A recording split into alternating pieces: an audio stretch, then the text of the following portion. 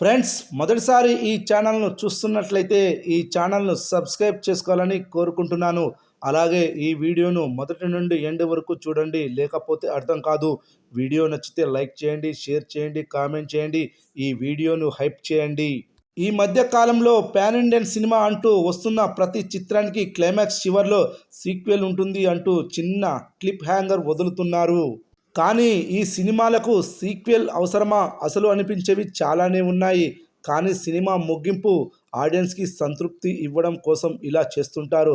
అయితే ప్రస్తుతం విడుదలైన సినిమాలో యూత్ ఆడియన్స్ ఎంతో ఆసక్తిగా ఎదురు చూస్తున్న పాన్ ఇండియా సినిమాల లిస్టు తీస్తే అందులో సలార్ 2, ఓజీ 2, కల్కి 2 చిత్రాలు ఖచ్చితంగా ఉంటాయి.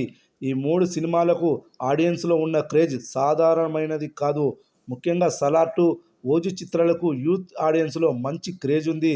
సలార్ చిత్రానికి ఏ సర్టిఫికేట్ ఇవ్వడం వల్ల అనుకున్న స్థాయిలో కలెక్షన్స్ని చేరుకోలేకపోయింది. ఓజీ పరిస్థితి కూడా అంతే.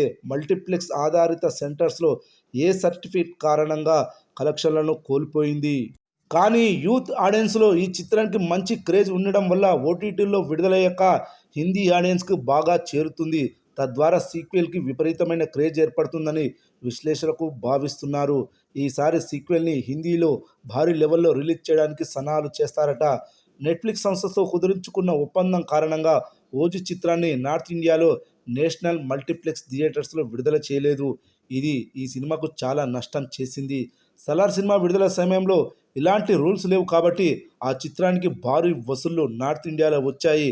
అయితే సలార్ చిత్రానికి థియేటర్స్లో కంటే ఎక్కువ ఓటీటీలో సెన్సేషనల్ రెస్పాన్స్ వచ్చింది. జియో హాట్‌స్టార్లో ఈ చిత్రం హిందీ వర్షన్ గత 2 ఏళ్ల నుండి ట్రెండ్ అవుతూనే ఉంది.